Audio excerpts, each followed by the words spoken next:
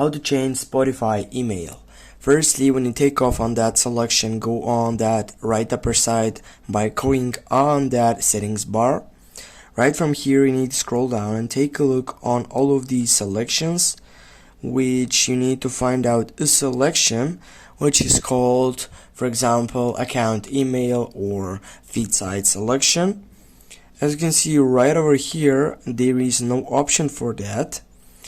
And the reason for it is because you need to open up the site selection which is on your browser. You need simply to go on your browser, and right here you need to type for Spotify, and when you get that Spotify selection, you need just simply to tap on it, and then when you open up that website, what is the most important thing? It is by going right there and going to log in into your account.